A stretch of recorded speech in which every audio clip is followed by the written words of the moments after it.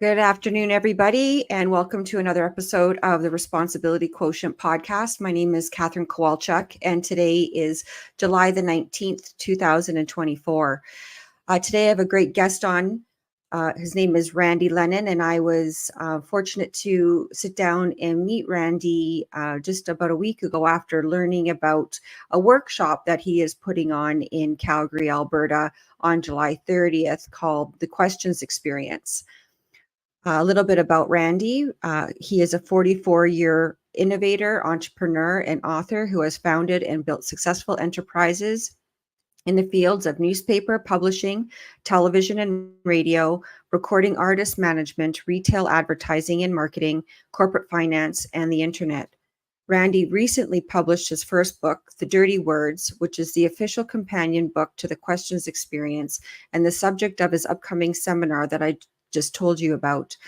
He's co-founder of the Spruce Grove Examiner paper at the age of 19. Randy built the company to a chain of 4 weekly newspapers serving the Edmonton market.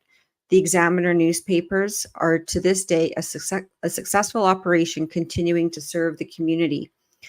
His crowning achievement in the area of serving others was the development of the Biz Brainstorm workshop and radio show series in Vancouver that garnered Randy back-to-back nominations for the prestigious Ernst & Young Entrepreneur of the Year award. Randy spent 16 months as an executive with the Calgary Flames and was founder of the VA Angels, now Valhalla Angels, chapters in Kelowna and Phoenix, CEO with Candor Business Consulting, founder of the Questions Experience Company, founder of Randy Lennon Media Inc., and co-founder of Meridian International Merchant Capital. Working with the lead investor who pulled together a group of 36 owners to keep the NHL Edmonton Oilers in Edmonton in 1992, Randy's years later led Meridian in securing local equity that facilitated the 2008 acquisition of the Tampa Bay Lightning.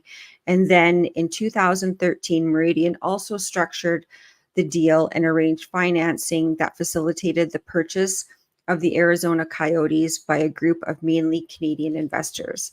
It's my pleasure to welcome to the show Randy Lennon.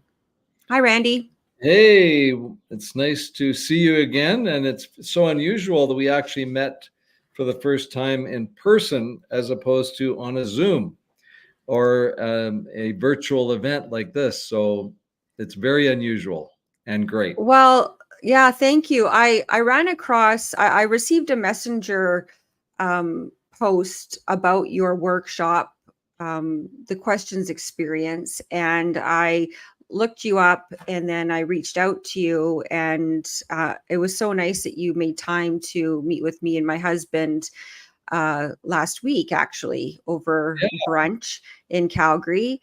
I'm unfortunately not able to make your workshop on July the 30th, but I thought that it was important for my audience and yours to learn more about your books, The Dirty Words and the Questions Experience, and provide a little bit of background about what participants of this workshop can expect to encounter if they do sign up. So please tell us a little bit about yourself. I did introduce you, but I think you have a little bit more to share with people. Well, thank you, Catherine. It's always a pleasure to get on one of these. And I take it this is more of a long form podcast. So we're not, how much time do we have roughly? I think I try to go for about an hour, but it can go, we have no time limits on this. Okay. Well, that's like putting a red flag in front of a bull if you say we have no time limit. So I'll just I get rambling on various stories. We'll shoot for an hour. So first of all, I just wanted to acknowledge that it was really great to meet you and your husband, and also my old friend, or I'm not sure he's a friend, but certainly an associate, Art Hanger. And we were meeting to talk about this workshop and the questions experience, and all we talked about was politics. And it was really fun. One thing you didn't mention in my background is that I was one of the original people in the formation of the Reform Party of Canada. Some people might be old enough to remember the predecessor to the Alliance Party, and which is now the Conservative Party of Canada. I worked with Preston Manning in Ottawa in the mid 90s, but I also, when I was like 17, 18 years old, I was meeting with Preston Manning and a couple of our Ray Speaker, and it was in the very early days in the formation of the Reform Party. It was called the Movement for National Political Change. So that's a whole part of my life that you and your husband and I and Art had a real fun and really engaging conversation about it. Maybe at some point we can do another podcast and talk some politics. That'd be fun. Wow.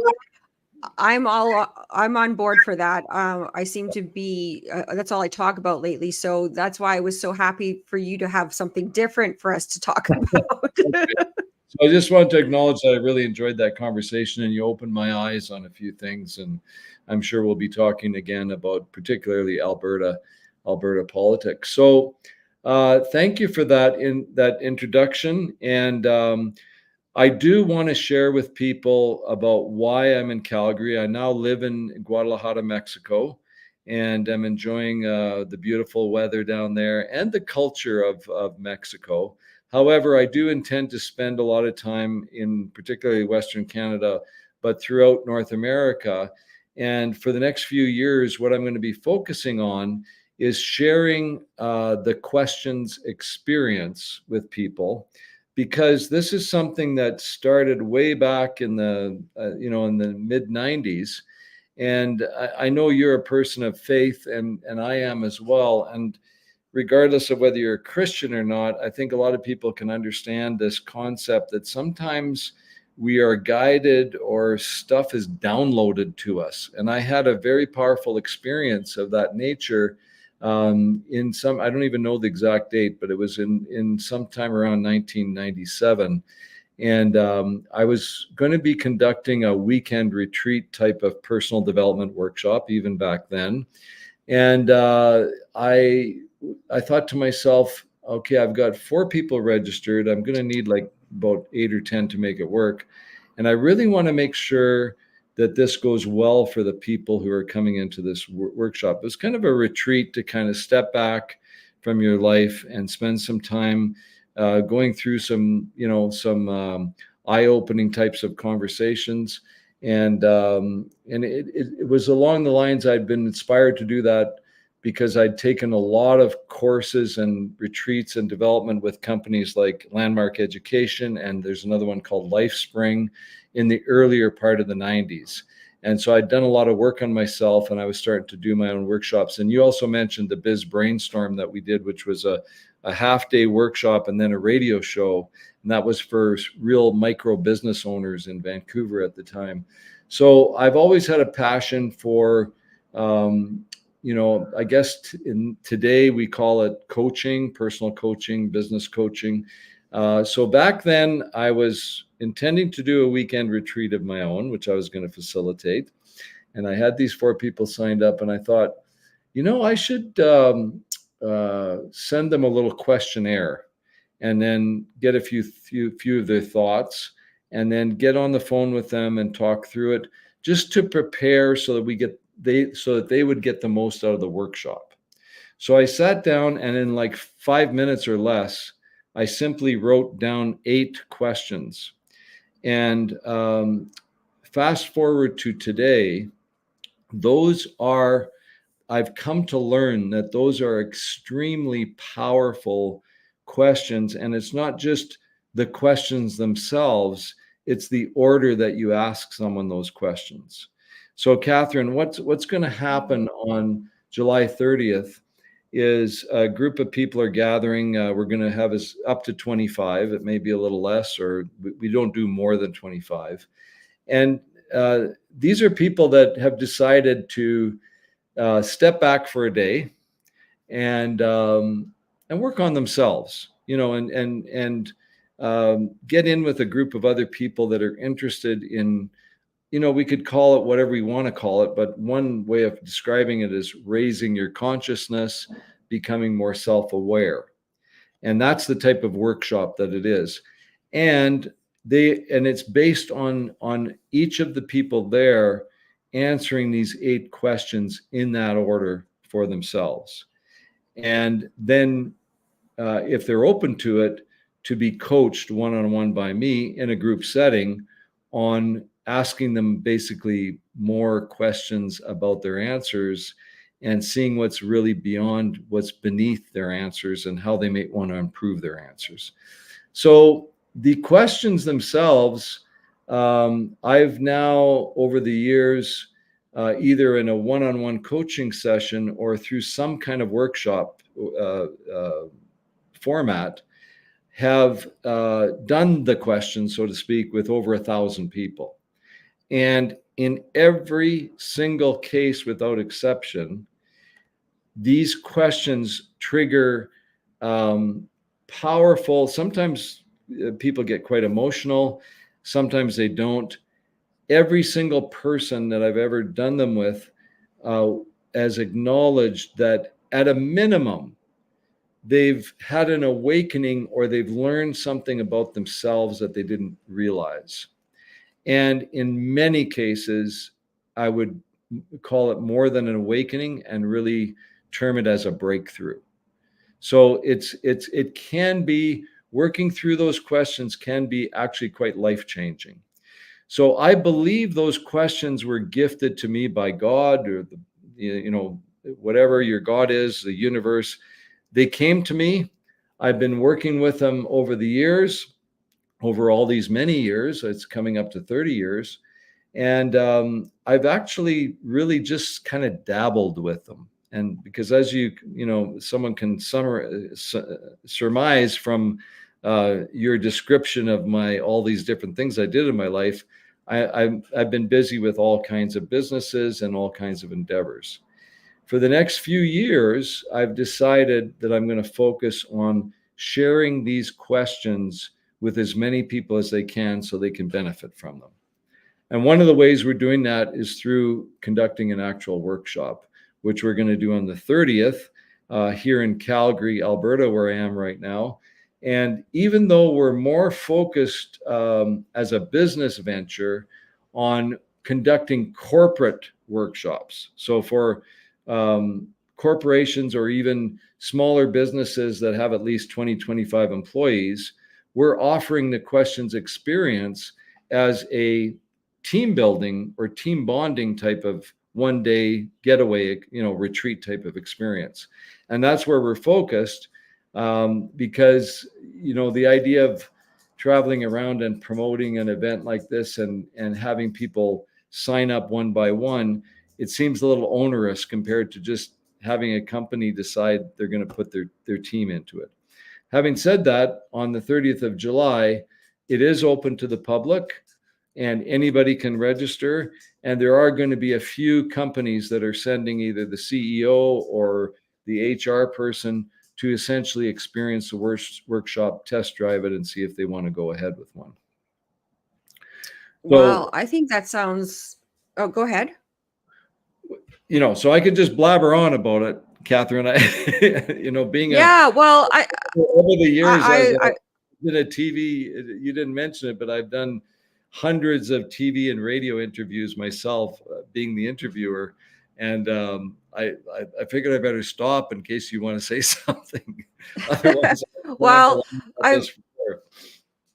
I try to be mindful to let the guests say what it is they need to say without interrupting. But thank you, and I do want to learn a little bit more, and I hope we get into it a little bit. But maybe as part of your background, you mentioned that you felt like you were called to do this in some way, shape, or form. So I'd like to know a little bit more about that, because I feel my experience certainly has been that I've grown as a person and have been able to mature, I guess, based on those experiences in my life that brought me hardship, actually. And, in particular, uh, I've been divorced twice, and I'm a recovered alcoholic, as many in my audience will know. Been sober for 14 and a half years. That was a big journey for me, because getting sober was, and quitting alcohol was a really daunting task. And I actually had no idea the significance uh, that drinking and looking for externalities had on the rest of my life until I entered into a 12-step program. And the 12-step program really was my reintroduction back to God, because for me, it was evident in my life that I had become spiritually bankrupt, and that and I refer to addiction often is the hole in the soul disease. And so that addiction and finding a spiritual solution for me um, was my path really back to finding Christ again. And so I'm grateful for that, even though it was one of the most difficult things I had done. And but it seems to be like those things in our lives really it can make or break you, right? You can either choose to become a victim of your circumstances, which is what we have experienced in society, and what we are experiencing in society now is a, uh, a, per- a perpetual state of celebrating victimhood. And we can delve into that topic as well. But certainly, there is another option, and the other option is living in the solution and transforming your life. And for that, I believe it is up to the individual. It's our personal responsibility to do that, as well as relying on God.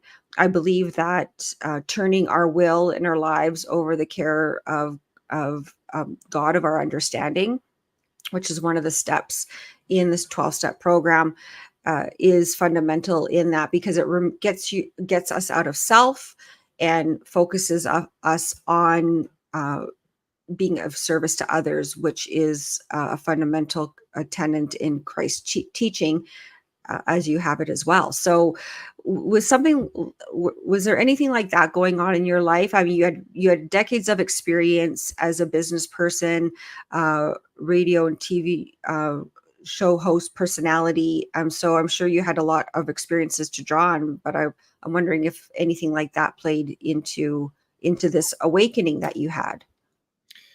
Well, the answer is yes, absolutely. And I was just on a recent podcast where the host was building me up as if I was some fantastic success story. And I explained on that podcast that, if you look on my LinkedIn profile, I've lived an amazing life. I've had all these opportunities and wonderful experiences.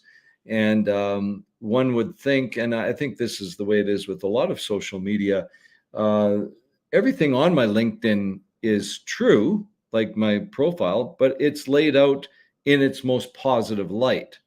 So have I been successful? He talked about this was a podcast for entrepreneurs, so he talked about making it, and I said, well, I don't believe I've ever made it, because every one of those, I could create a LinkedIn profile that would be chronological, that would also be true, but it would also lay out all the failures I had in business, the failures I had in my personal life, and they're substantial. I too have gone through the 12-step program. I have been at the bottom. And I have actually experienced bankruptcy, both personally, individually, and corporately. So Me all of too. the, yeah, Well, all not of, corporately, but personally. Yeah. yeah. So, and am I proud of the accomplishments that are all documented in, LinkedIn version A? Absolutely, I am, because, I'm proud that there's a newspaper still functioning in Edmonton that's been employing people all these life that I started with a partner at age 19. I'm proud of all the work I did with Preston Manning, both here in Alberta or in Ottawa. How much impact did I have on the Reform Party or the government as it exists today? Minuscule, not much. I'm proud of my time with the Calgary Flames. And, if you read my LinkedIn profile, it talks about me being on the executive and a turnaround specialist during a time when the team really had a big turnaround. How much did I actually have to do with it? Not very much. It was mostly that I was there at the right place at the right time. And then some of the companies profiled on my LinkedIn failed. They did not succeed. And yet there are successful aspects to them, and that are there. So have I had success and had a great life? Absolutely, yes. And I'm very grateful and feel blessed for it. And at the same time, I have hit bottom several times. Yeah. Spiritually, financially, certainly with my family. It's not something I really like to talk about. I have 3 sons. One of them I have what I think is a pretty good relationship with, although who really knows? He might have a different view. He might watch this podcast. Oh, my dad is full of crap. I have 2 other younger sons, one of whom has not communicated with me for coming up 11 years. Wow. And the other one, it's been on and off. So have I been a good father? Have I been a successful family man? By most people's independent analysis, the answer would be no. And do I feel horrible about that? I do, absolutely, because I have my perspective on why things went the way they did. I know for a fact that one of my sons, his perspective must be completely different because he doesn't even want to have anything to do with me. So here I am, at age 67, embarking on a path here to share these questions and the questions experience, which has been put together by me and other people that have contributed to it, that is having a phenomenally positive impact on people who engage with us on it. And yet it's not about me. I'm maybe the facilitator, and the bottom line to it is that these are questions that I really do feel were given to me, and it's now time for me. I do feel called. And I have felt called from the very beginning. And yet all these things have happened in my life, and probably mostly to do with my own ego and going after material things instead of what really matters, like my family.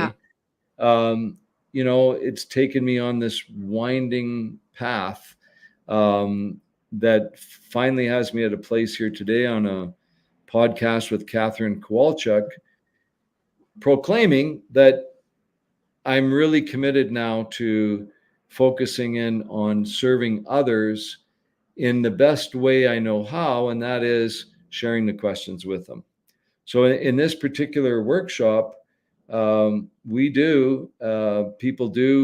given the questions, they write down their answers, and we get into a circle group, and people can volunteer to sit in what you might call a hot seat next to me or whoever the facilitator is.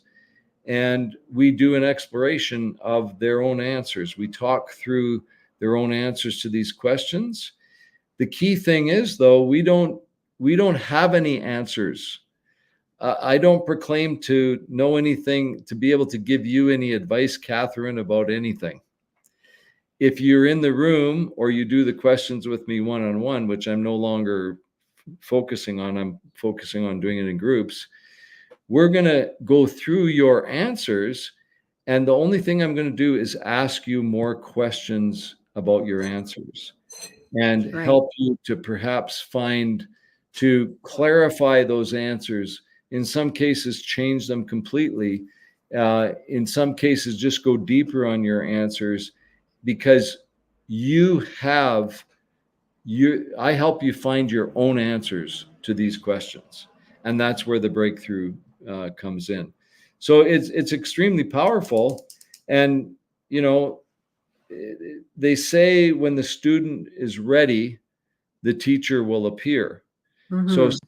some people that are watching this, it's not resonating with them, or they're going, "Oh, I thought Randy Lennon was a successful guy, that's made billions, and I'm going to get some good advice from him." No, I'm just here humbly before you saying, "Hey, I've gone through a lot in my life, and what seems to have come out of it is that I have a gift for helping people through these 8 questions." So that's what I'm So doing. with these 8 questions, then I'm assuming obviously you've done them yourself, and can you give us like an example of one of the questions, and then can you share with people how how those questions, or the answers to those questions, how they were transformational in your own life? Sure. And actually, I'm going to share with you a little bit about the dirty words, which is the first half of the workshop. So the dirty Yes, that's words, here. I'm just going to add to stage here. This is your book. I pulled it yeah. up on Amazon, right? Yeah. So I was doing the questions before I ever wrote the dirty words book. The dirty words is a workshop in its own. It's a 3 or 4 hour workshop where what we do is we explore how we communicate and how we use certain words that are not very effective. And in some cases, in a lot of cases, they're counterproductive and they're not good for us. So, and we could probably come up with 100 of them. In this workshop, what we do is we get everybody together and say, okay, let's talk about some words that we're not going to be using when we answer the questions later today. And the reason we're not going to be using the words is because these words would be better eliminated from our vocabulary. And what I do, and this is when I start to go through them with you, you'll understand that this is nothing new. We've all, at various stages in our lives, we've learned, for example, that using the word "but" isn't the best option. Actually, "and" is a better option. Why? Because if I say something and then I say "but" after it, I've just negated what I just said. For example, Catherine, you wouldn't consider in your marriage vows going, "I take you to be my lawfully wedded husband," but it's ridiculous, right?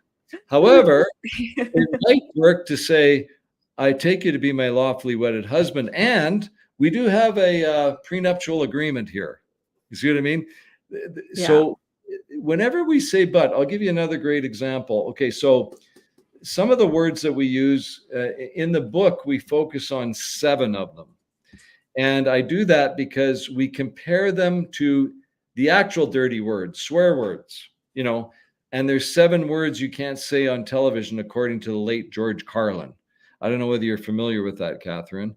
The funny thing is that 6 of 7 of them now you can say on television. They sometimes get beeped out. But anyway, the Yeah. bottom line is whether we're like a really devout Christian that attempts to keep those swear words out of our lives, or we're like a construction worker that's using the F word every second word, we are very clear on, we make a conscious decision on where we're going to swear or use swear words.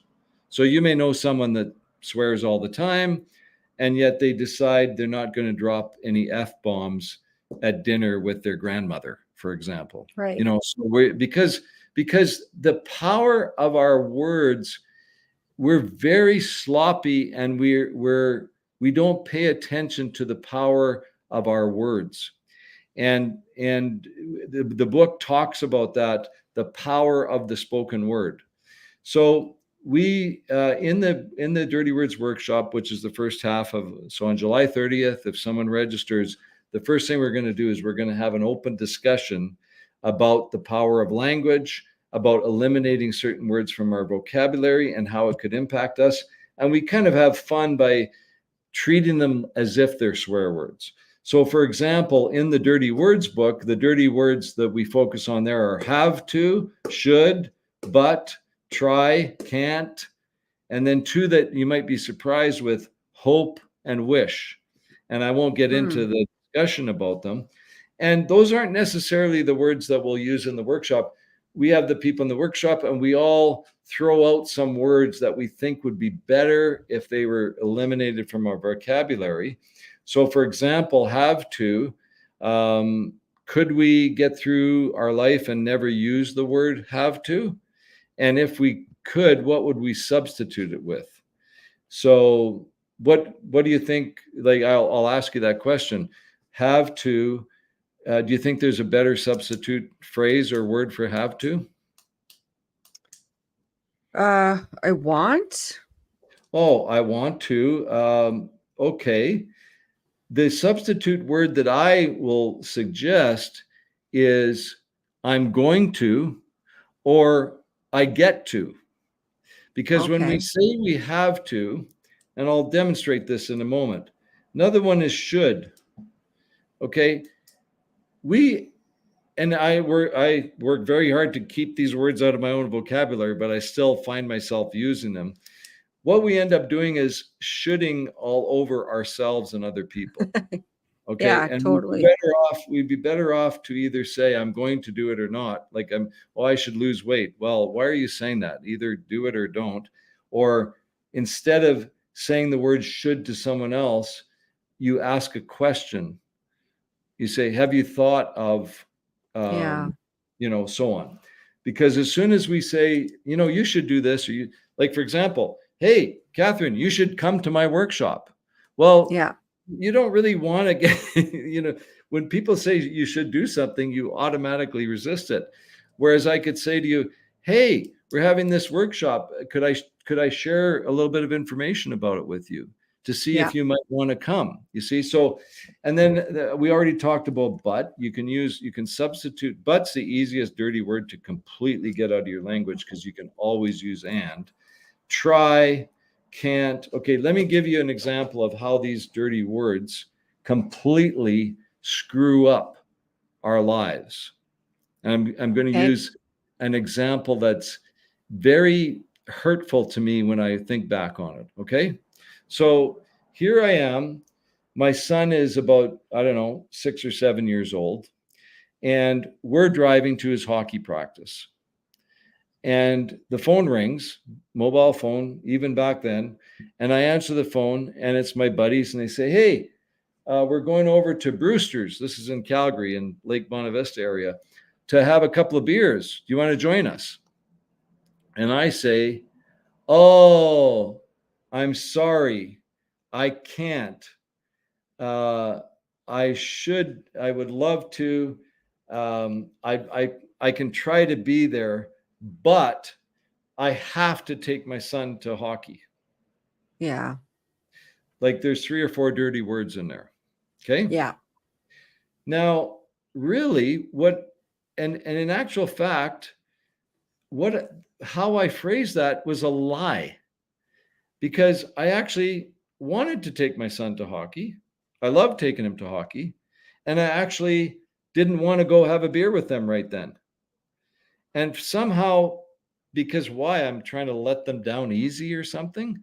So I could have said, hey, thanks for the offer. I'm going to take a pass because I get to take Chris to hockey. Yeah. Yeah. The first version, which just spews out for some goofy reason, or I'm going to try to be there. No, if someone says they're going to try to be there, they're not coming. They just don't want to. One of my first sponsors used to say to me, Catherine, trying is lying. Yeah. Yeah. Or get off your butt. don't use the but. There's all these. So this is nothing new. The first version, my son's sitting in the back of the car hearing these words and going, oh, my dad actually would rather be drinking beer with his buddies than taking me to hockey. Sad face. Yeah. It was a lie. It wasn't even true. Yeah. Yeah. And it's because I'm not conscious of how I'm using these words. So that's just a little taste of what the dirty words is about. And over the course, and the book has a lot more to it. It's also, we use these words in our victim culture. Oh, I can't. No, there's no such thing as can't. You're choosing not to. What, are you being buffeted around by life? I can't come. No, I could have gone to have beer with them if I chose to. Well, and a lot of people these days are relying on the trauma that they've experienced to justify their victimhood, right? And Yeah. I suffered sexual trauma as well when I was 5 years old. I think that did have a lot to play into why I became an alcoholic and everything else. I mean, even when the first year that I got sober, I transferred my addiction to other things that I shouldn't have. Yeah. And then I hit a major emotional bottom, which landed me into treatment on the island in Victoria, on Vancouver Island. And, I was there for a month and got a little bit more serious about my recovery at that point. And, but I noticed these words, those words that you said that you've highlighted for us are kind of really shocking because they're everyday words that we're so used to using. Oh, yeah. However, I think that this type of workshop is so important because I think our society is veered to become lazy with our language and the meaning, and certainly we're in a situation now where the meaning of words has been inverted in many cases, and we don't even understand probably what some of these words have morphed into. Yeah, I mean, it's a great exploration to come up with 100 dirty words and talk about how the meaning is counterproductive to actual effective communication.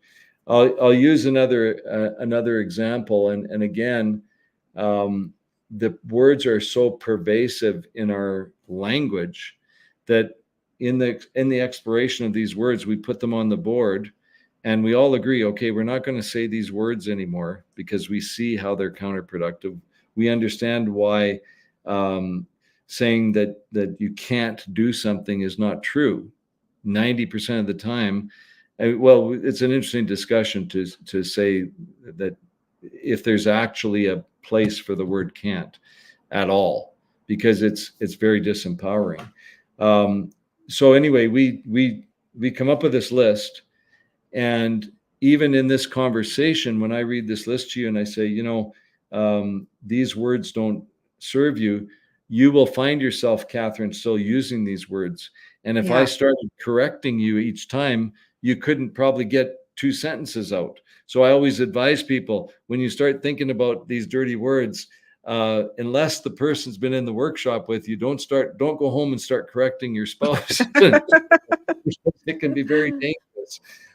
So we come up with these dirty words, and what I want to address is something that's in the book that is it's the concept that our language is so powerful, and we don't realize that we're constantly making proclamations.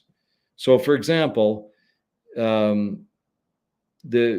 President Kennedy, back before he was assassinated in the 60s, made a speech, and he said, we are going to put a man on the moon and bring him safely back to Earth before the decade is out. Okay? He didn't say, we're hoping to try to see if we can figure out how to maybe put a man on the moon. We sure hope it can happen. We wish it can happen because we have to try. Like I just used a Yeah. bunch of words. He made a specific proclamation. Now, what's amazing about that, we all know that in 1969, they did it.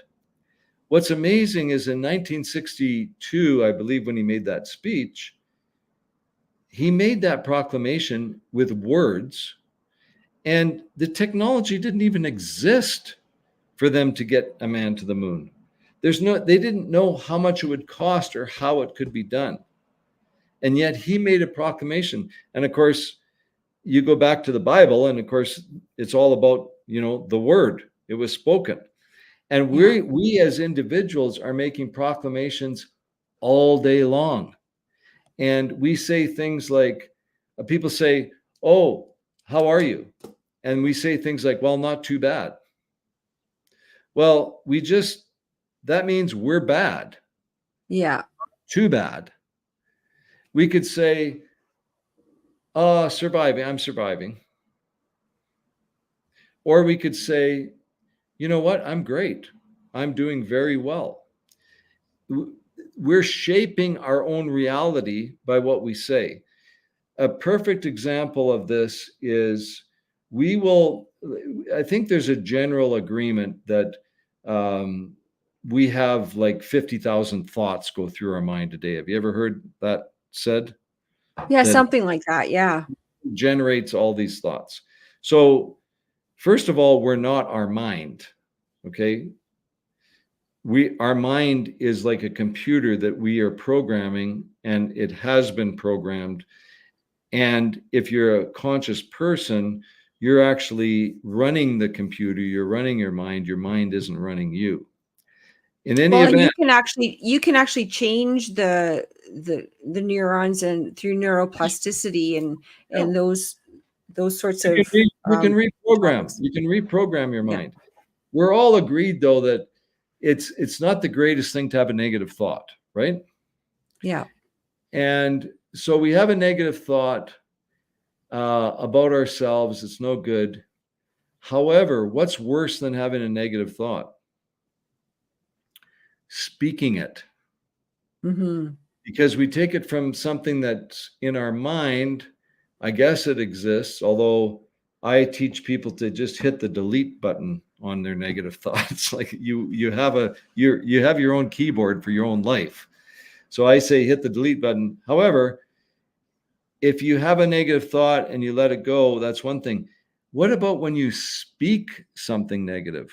Now you're bringing it into existence. And what's worse Yeah. than that is actually speaking a negative thought about yourself because you're making a proclamation about what is. For example, I'm so bad with names. You ever heard anybody say that? Have you ever said that yourself? Yeah. Oh, I say that all the time. Yeah. Well, if you're open to some coaching, I've got a solution for you. Are you open? I am open. Let's go for it. So every time, especially if it's just a habit, oh, I'm bad with names. When do you say it? When all of a sudden you're not remembering someone's name. Yeah. Right? So what I do, Totally. Yeah. what I do is every time I don't remember someone's name, I go, I'm so good with names. What was your name again? Like surprised, that somehow, and what happens if I say, I'm so good with names, most of the time now the name comes to me right then. Why? Because I just told my brain, you're good with names, pull it up. Yeah. Whereas when I say I'm bad with names, my subconscious is going, yeah, right. You're never going to come up with this name. Not only that, if I say, wow, I'm so good with names. What's your name again, Catherine? What's Yeah. your name Yeah. again? Yeah. You say Catherine. It's the same difference as me saying, "Oh, I'm so bad with names. What's your name again?" Right? It's Yeah. you see the difference. We are, and I'll challenge you for the rest of today, Catherine, to catch Okay. yourself. You go ahead and catch yourself saying something that's probably the way you say it as a habit that you now realize is completely disempowering, and notice it.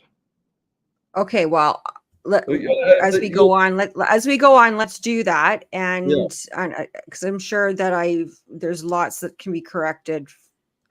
Certainly, I There's would like to know. lots of other alternatives.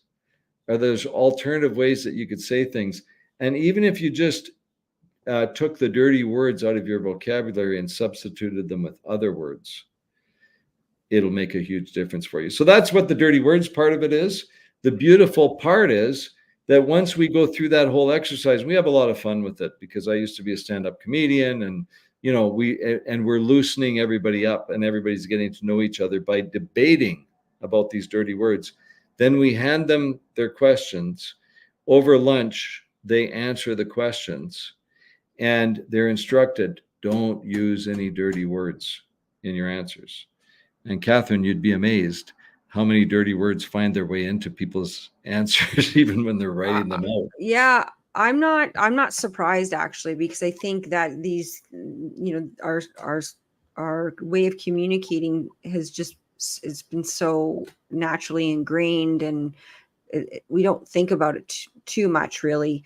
So No. that uh and there's a difference with the energy too, when you're speaking words, not using the dirty words. And I could tell, just even in our conversation, the energy is different. When you came onto the podcast, I asked you how you were, and you said you were, wonderful, something to that effect. And uh, I usually say that I'm living the dream, Yeah. and I'm trying to catch my brain up to my heart, right?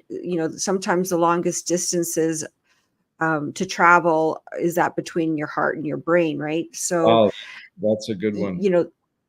those things are, I think it's really important right now to, especially now in this day and age, to focus on intention, and to focus on mindfulness, because there's so much that is happening and being foisted upon us, whether we like it or not. And we get so bogged down in the day-to-day minutia of living our lives and meeting deadlines, etc., paying bills, and that's becoming even more challenging. But I think, if to have the opportunity just to step back and to examine our language, how we speak to people, how that might come across uh, in our personal interactions, I think it makes all the difference. I mean, I remember I got into an argument with a friend of mine years ago, and he was shoulding me, and I got upset with him, and I said, don't should me. And because it doesn't feel right. And instead, I try to the extent possible. I'm not always so great about this with my kids, but I instead of shooting somebody, I will say, as have you considered, or you might want to Yes. think, You're using a you know, question. By the way, I use the term shoulding on because it makes you think of, you're it's like you're kind of throwing up, or shoulding on people, or shoulding on yourself, right. which sounds like another word. Anyway, Catherine, think about this. Okay. Okay. We have these dirty words and that whole concept. Okay. And most of us have thought about them before in some way, shape, or form. And then right after we're very conscious about that.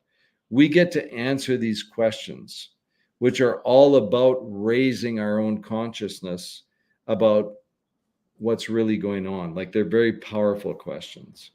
So, for example, one of the questions is, um, what's the one thing that consistently holds you back in life?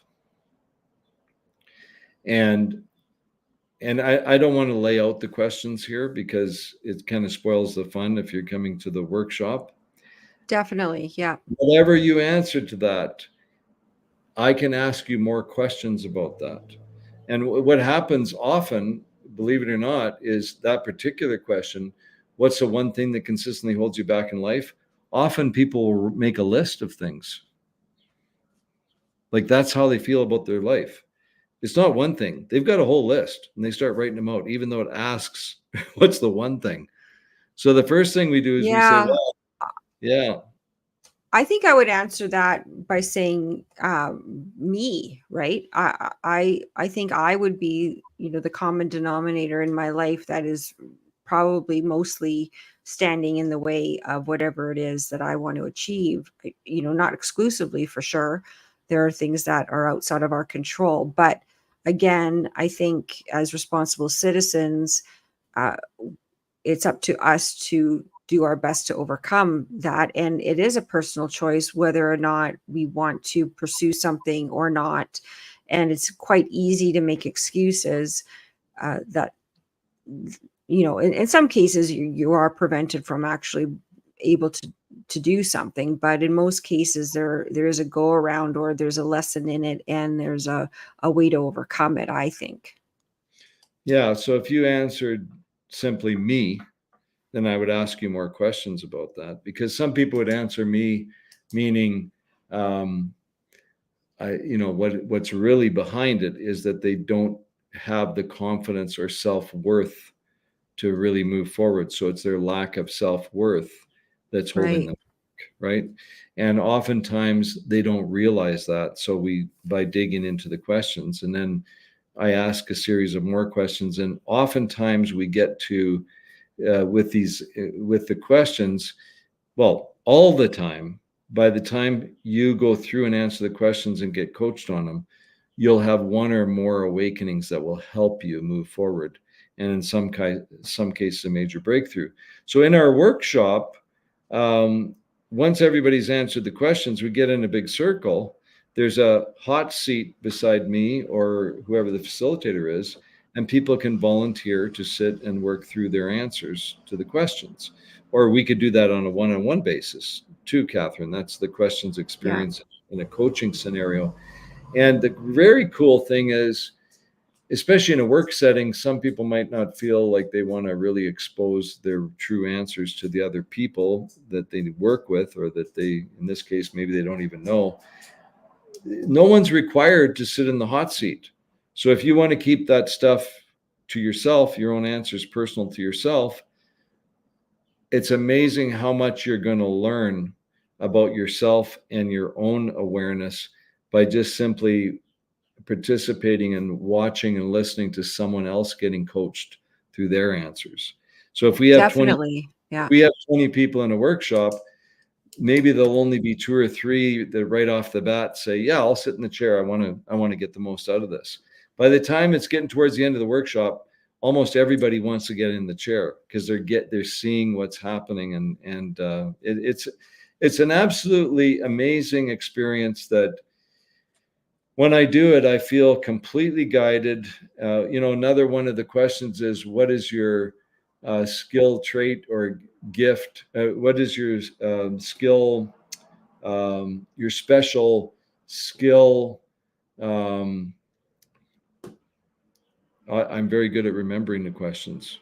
And what is Well, your one of the I just questions I just want go ahead. to finish that because I had forgotten that one.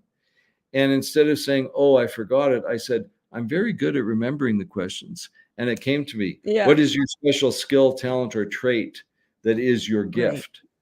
You see? And a lot of people have never thought about that in their whole life. What's your Yeah. gift? Yeah. So, and in my case, my answer to that is I see more in people than they see in themselves. And I'm Hmm. prepared to um, take action to help them see it. That's my gift that I Yeah. determined by answering the questions. And that's why I'm doing the questions. Anyway, sorry, I interrupted you there. No, no, no. Yeah. No, I think that's great. One of the questions that I like to ask people, and as a family law lawyer, I ask my clients this often because, they're going through a very horrible time Yeah. mostly. And oftentimes there's a lot of blame going in a direction, usually not the direction of my client, or I, and I'm guilty of this as well. But one of the things that the 12-step program did teach me is to ask the question, what is your part in this situation?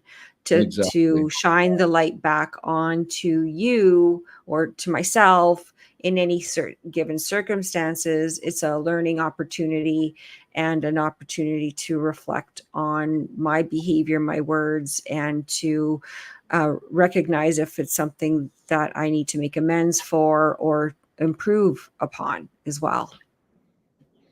Yeah. And what is your part? Yeah, it's very, very powerful. And oftentimes, I mean, it's holding up the mirror. And Yeah. oftentimes people don't want to look in the mirror. They don't want to look at what their part is. And of course, in reality, that's what's going to free them Yeah. is to look within. So as I said, when the student's ready, the teacher will appear. Some of the people watching this, if you're hearing something that is kind of resonating with you, I would say, hey, figure out a way to join us on July 30th. If you're watching the recording and you go to our website, or there'll be other ones coming up after that. If you're in Calgary, or you can get to Calgary for July 30th and you're hearing something that's resonating for you here, come and join us and participate in the questions experience. Give yourself the gift. So Randy, Yeah. I just want to where put can, sorry, where can, yeah, go ahead. I just want to put it this way. And particularly for women, but also notice I said but, and also for busy, under stressed men, give yourself the gift of taking a day for yourself out of your life to stop doing whatever you're doing, like clear your schedule for a day, figure it out. And people say, well, I can't, they use a dirty word. Well, no, if someone died that you're close to, and you needed to get to Calgary tomorrow, you would cancel your plans and you'd be there. Okay, so Yeah. it's fine to say, well, I'm choosing not to. It's not a priority for me or whatever. I don't accept the word, well, I can't make it because Yeah. A, B, C, D, E, F, G excuse. I always say, if you want to use an excuse, just say, my cat has a fur ball. Because, so someone can't make it to court, they can say to the judge, hey, my cat had a fur ball. It doesn't really matter what the excuse is. Well, and I don't think we actually need to give excuses. I think just as sufficient. I'm not going to attend. Yeah, I'm And we not going have to this habit. be.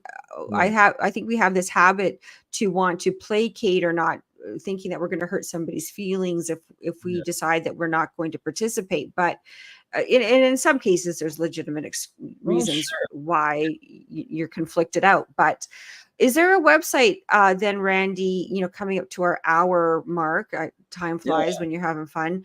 Where can people find your more information about this, and how can people register? Well, they register by going to the Eventbrite website or app, Eventbrite, and they can just search the Okay. questions experience. And it's a fairly costly workshop because we charge a lot of money to do it in the corporate setting. So it's actually $799 for the day. However, we offer a 50% discount for an individual, so it's like that brings it down to $395. Anybody that sat through this whole podcast, I'm going to give them, and especially if money's an issue for you, by all means, when you go to the Eventbrite and punch in the questions experience, and it'll come up July 30th. When you go to buy your ticket, just use the code word insiders. Okay. And we can, if you're able to post it, we can put a link up, I'm sure, on your site Yeah, as we'll well. put a link up to the YouTube and Rumble posting, and on my website as well. So anybody that's participated in any way with or following Catherine or part of this, the price will be $196 instead of Well, $8. thank you. So, Thank you. and we have a maximum of 25, and today is the 19th. I think we're at about 10 or 12 or something like that. So there's room, and you never know. Like the registrations come in, who knows what registrations are coming in. So if it's something that resonates with you, I would say right now go to Eventbrite and register. And you can also just, if you have any trouble with that code or anything, you can contact me directly. Probably the easiest way is at my media company email, which is the easiest email, Randy, RANDY at Lennon, my last name, .media. Randy at Lennon.media. Have anybody that's watching this, if you want to communicate with me, send me an email, and I'll help you get registered. Or if we can get on a call, and if you've got further questions about it. But if you've got Well, there's questions about the question, Ann W from Ontario says, I'm on disability and live in Ontario. My cat has a fur ball. well, and then maybe you can pick up my book. That might help. That'll cost you $16.95. You can find it on Amazon, The Dirty Words by Randy Lennon, or send me an email and let's. I do from time to time do a one-on-one questions experience.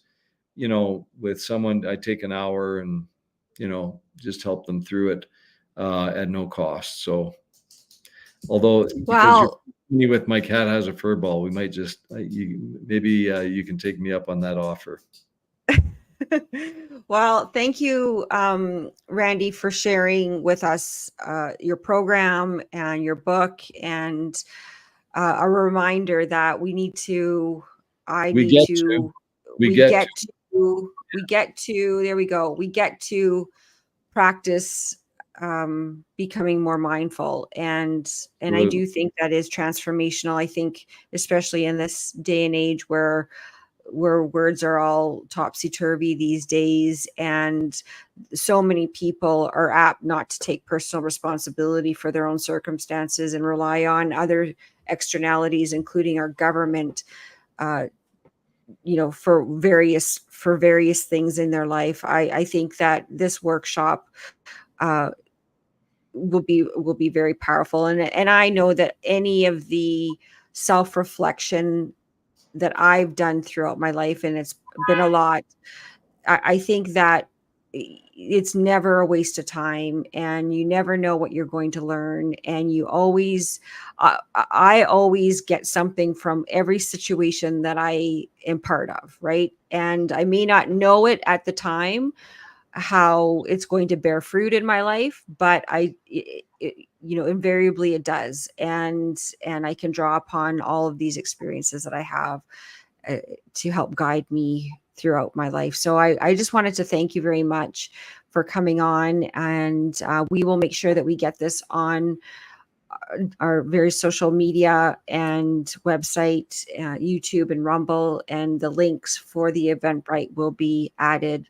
for anybody who would like to attend. Any closing words for anybody? I'll ask that you just stay on until I end the stream, which will be in a couple of minutes, and then we can sign off then. But any closing words? Yeah, well, first of all, I'll make sure I'll text you the link that has insiders right on there, so that when they go to the Okay. Eventbrite, it'll still say the price. When they go to buy their ticket, it'll automatically drop it down to $196. I'm going to actually share one more quick thing with you because there's no 1 hour deadline. I've had the absolute delight and pleasure of getting to know, because you say being mindful, the mother of the mindful movement. And I don't know whether I mentioned this to you before, but her name is Dr. Ellen Langer.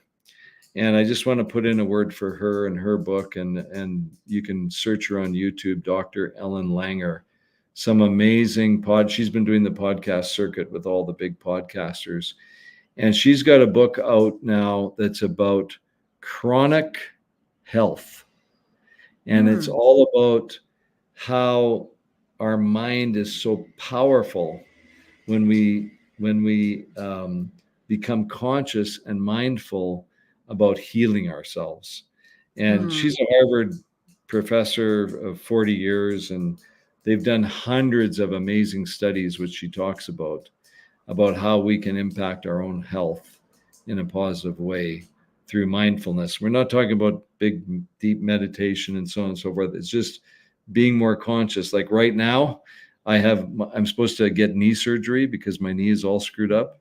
And all Yeah. throughout the day, if I notice the pain, I'll go, no, it's healing itself. And I'm just, and it's amazing. I was supposed to, I should have had, I was supposed to, I was ready for surgery like a year ago. And because I'm in Alberta, I'm still waiting for my appointment with the knee surgeon, which apparently is going to be another year or so. So in the Oh, meantime, great. just healing myself.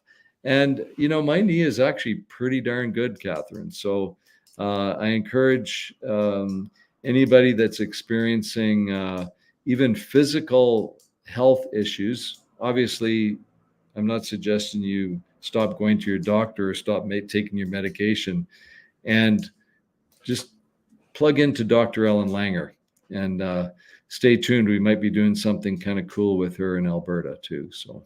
Oh, wow. Okay, great. Well, I will take a look at that. If you could text me anyway, any links or whatever, that would be helpful. Yeah. And again, thank you very much. And I wish you all the success in your workshop. And I hope you and I can stay connected. And there'll be an opportunity for me to attend at some point in the future. Well, thank you so much. I really, really appreciate it. I'm very grateful. I just want to acknowledge you, Catherine, for what you're doing, how you're obviously an inspiration for other young women to get into your power through going through your addiction and all the different challenges, and even putting yourself out there with this podcast like this. I really want to acknowledge you and say it's been an absolute pleasure. And as my dad used to say, you're a gentleman and a scholar, which apparently is not applicable in this case. But Well, thank you. I don't think that was gender correct or anything either. Hey, Anyway, hey, it's no big deal. I get it. you're awesome. You're awesome, Catherine. Thank you so much. It was Okay, thanks. And just give it 2 seconds. Thanks everybody for joining. And next week we'll have another great guest on. Michael Worthington will be joining me, and we're going to be delving into the Secret Space program. So that's going to be pretty interesting. So stay tuned and have a great weekend. Thanks again, Randy, and take care.